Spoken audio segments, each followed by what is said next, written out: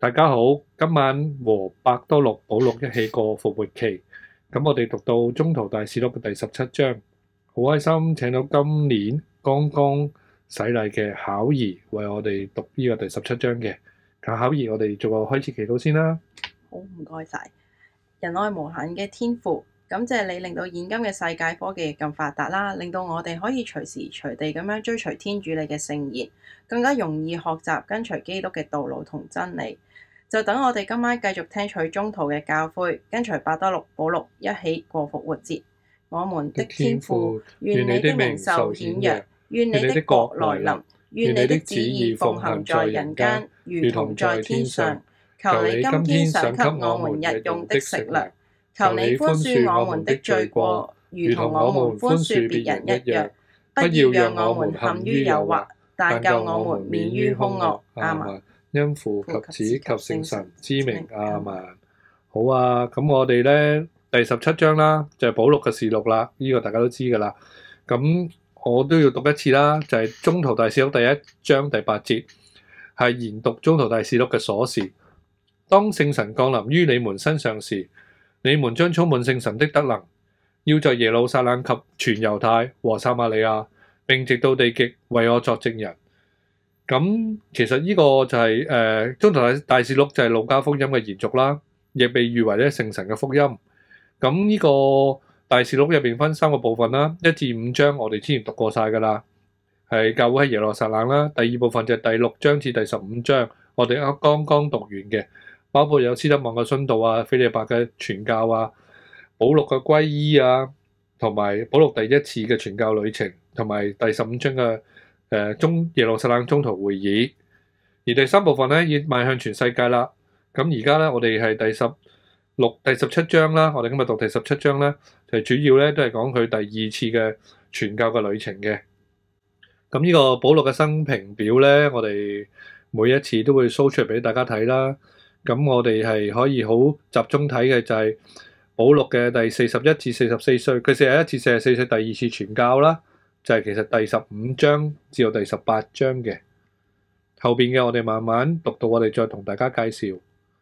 呢個係第一次嘅傳教旅程啦，第2次就係今日第16，之前我哋讀過第16章啦，第17章啦，同埋今日嘅今日第17章啦，唔好意思，第17章啦，會特別提到嘅，就去咗幾個地方啦，就係得撒洛尼啦，同埋會去咗貝洛亞啦，同埋去咗雅典嘅。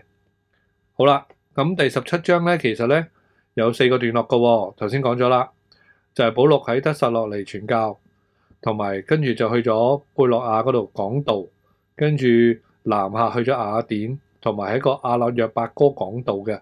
其實咧喺右手邊個第2次傳教之旅喺第17章咧，我特別紅色框住嗰幾個地方咧，就係今次第17章。同大家誦讀㗎啦，咁呢個大家可以留意翻。咁而第17章咧就係5月28號啦，平日嘅彌撒入邊咧會讀到讀經1咧，讀到第17章嘅。好，一開頭啦，就係保祿喺得撒洛尼傳教。咁其實呢個第3站得撒洛尼咧，就距離腓利伯咧係155公里，大概咧係3小時嘅車程。咁啊，現今嘅世代其實一個根本就唔係一個好長嘅旅程啦，其實好短嘅啫。咁其實喺公元幾百年前咧，得撒洛尼已經係一個好大嘅都會啊。因為喺羅馬喺公元前250年咧入侵希臘嗰時候咧，成個希臘嘅同埋馬其頓咧係成為羅馬帝國嘅行省嚟㗎。所以咧，得撒洛尼其實馬其頓嘅首都，擁有優良嘅港口，一個沿岸啊嘛。所以沿岸有個好處啦，所以當時嘅商業同交通嘅樞紐啊，咁有唔少嘅希臘人啦、羅馬啦同小亞細亞人嘅聚居，亦有唔少嘅猶太人㗎。保祿和色拉經過安菲頗尼和阿頗羅尼亞，來到得撒洛尼，在那裡有猶太人的會堂。保祿照常例到他們那裡，一連3個安息日，根據聖經和他們辯論，闡明指出默西亞必須受難，並從死者中復活，且說：我向你們所傳報的耶穌就是默西亞。他們中有些人信服了，便與保祿和色拉聯合，還有許多敬畏天主的人和希臘人，以及不少的顯貴婦女。但是猶太人卻起了嫉妒的心，聚集了一些市井敗類，結果成群，擾亂城市，又闖進亞松家裏，搜尋保祿和色拉，要拉他們到民眾那裏。但沒有搜到，就把亞松和幾個弟兄拉到本城官長前，吶喊說：這些擾亂天下的人也到這裏來了。亞松竟收留了他們。這些人都背叛凱撒諭令行事，說另有一位國王，就是耶穌。他們使群眾和本城官長們聽了這事，都惶惶不安。本城官長便由亞松及其餘的人取了寶藏，便將他們釋放了。好啊，咁放咗佢哋之後，咁要點呢？跟住原來咧，保祿去咗貝洛亞嗰邊咧，係講道嘅喎。弟兄們便立即在夜間打發保祿和色拉去貝洛亞。他們到了那裏，就進了猶太人的會堂。這裏的人比得撒洛尼人開明，接受這道，極其熱切，天天考究聖經，看這些事是否真的。所以他們中有許多人信從了，還有許多希臘尊貴婦女，男子也不少。可是得撒洛尼的猶太人一知道保祿在貝洛亞也傳開了天主的聖道，就到那裏煽動擾亂群眾。弟兄們遂立即打發保祿往海邊去，色拉和弟茂德仍留在貝洛亞。好啊，咁睇到啦，佢哋有少少分道揚鑣啦。保祿就被保送咗啦，去咗雅典。咁嗰時候咧，雅典咧係希臘嘅政治同文化中心啦。咁雖然嗰度啲人係好洞悉哲理，但係非常之敬拜偶像噶嘛。希臘嘅神話大家都聽過好多，基本上滿天神佛嘅。所以保祿嗰時候去到咧係非常之痛心噶。同埋咧嗰時候有兩個好大嘅學派啦。咁點解讀經會讀到？咁呢兩個學派咧，其實前者啦，即係伊壁鳩魯派。咁其實就係比較多神論，偏於唯物嘅主義，以為人生嘅意義咧就係享樂。後者就係嗰個斯多葛派啦，其實後者就主犯神論嘅，他們都係比較驕傲自滿，重修行同埋禁欲。其實兩派嘅哲學咧，同我哋基督嘅教義咧都好唔同嘅。送保祿的人領他一直到了雅典，他們領了保祿的命令，叫色拉和弟茂德趕快來到他那裏，以後就走了。保祿在雅典等候他們時，見城裏滿是偶像，心神很是悲憤，所以他就在會堂裏同猶太人和敬畏天主的人辯論，每天也在街市上同所遇到的人辯論。有幾個伊壁鳩魯派和斯多葛派的哲士同他爭論，有的說這個巧舌多言的人想說什麼，有的說看來他是個外國鬼神的宣傳者，因為保祿宣講耶穌及復活的福音。他們遂帶保祿領他到了亞勒約帕哥，說：我們可以知道你所講的這新道理是什麼嗎？我們聽見你說了一些新奇的事，所以我們想知道這到底有什麼意思。原來所有的雅典人和僑居在那裏的外國人，不管其他的事，只是論談或探聽一些新奇的事。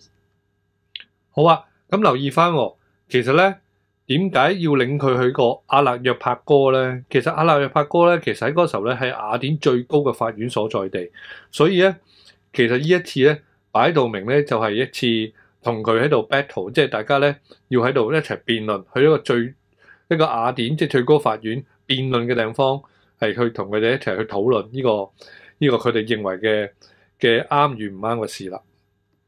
咁跟住啦，就去咗嗰度講道咯喎。咁其實咧，先講翻呢個講道咧，呢篇演詞咧，其實對傳道者嚟講係非常之適合，喺個心裏邊係非常之受用，因為係一個施教嘅絕好嘅典範嚟嘅。佢喺外教人前咧，首先講明天主嘅本性，天主其實只有一個，係一個真神、真天主，係宇宙創造同埋保存者。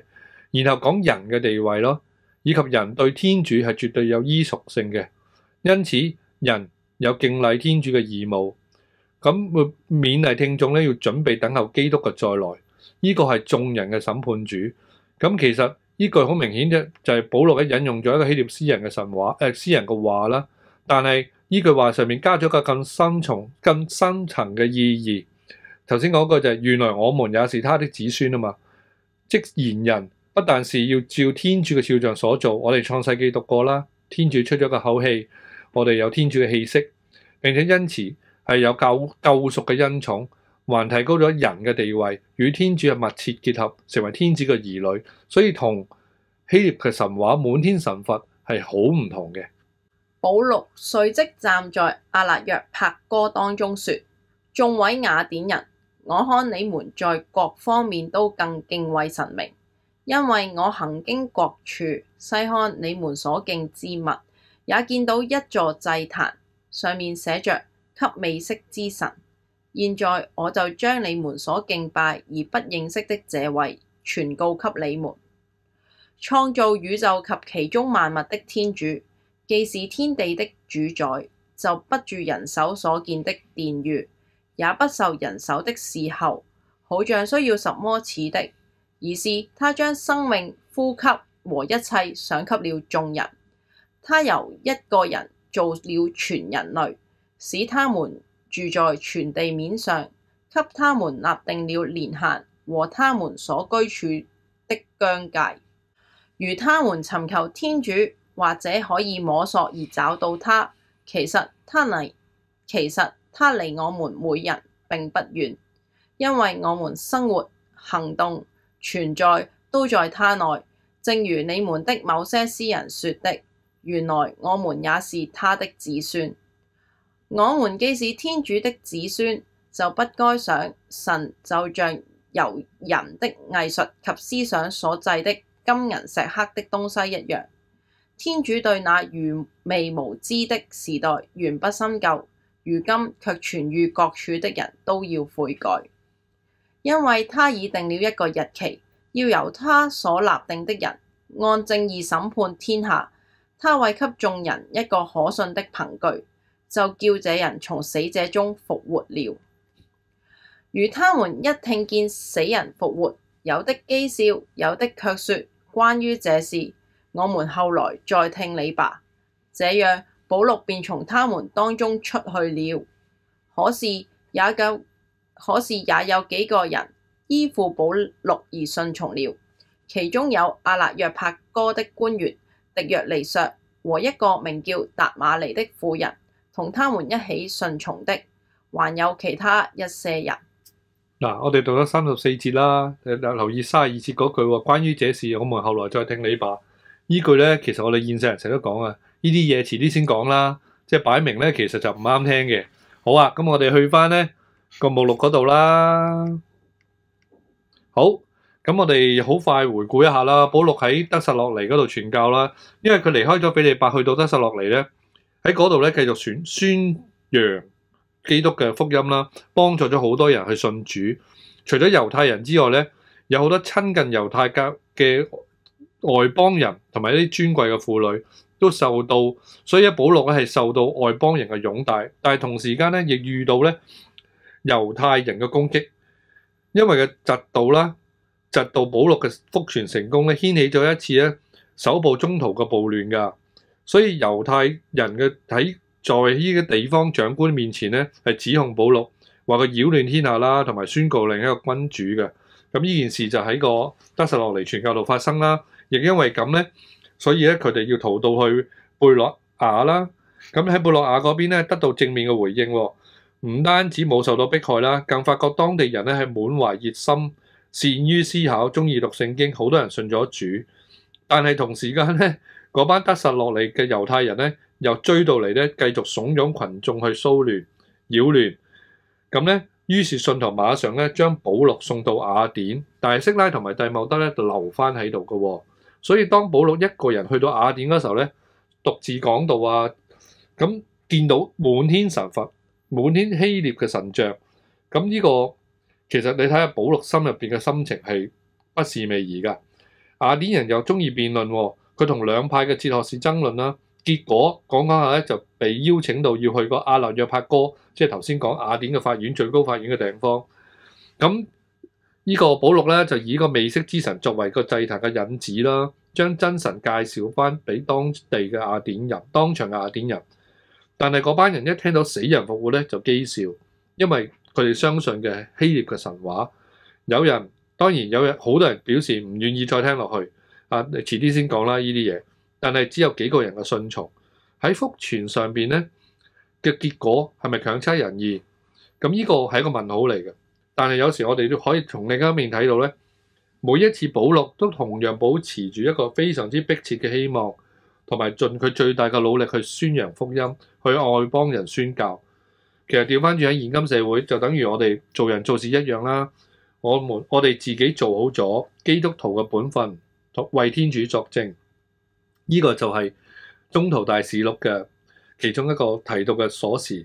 我哋要傳揚福音啦，傳至地極啦，為天主作證啦。無論結果如何咧，其實我哋都係欣然接受㗎。好啊，咁呢個咧就係今日我哋第17章啦。咁有好多資料，有好多相片啦。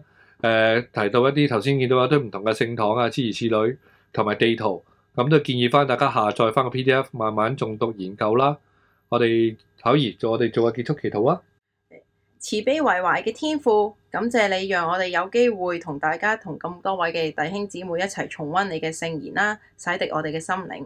懇求聖神繼續帶領我哋，作為基督徒嘅我哋，要時常謹守我哋自己嘅本分啦，謹記宣揚福音嘅重要啦。即使喺面對嘅困難，要堅定相信天主自有最好嘅安排。願光榮歸於父及子及聖神，起初如何，今日亦然，直到永遠。阿們。因父及子及聖神之名，阿們。好的，唔該晒，拜拜。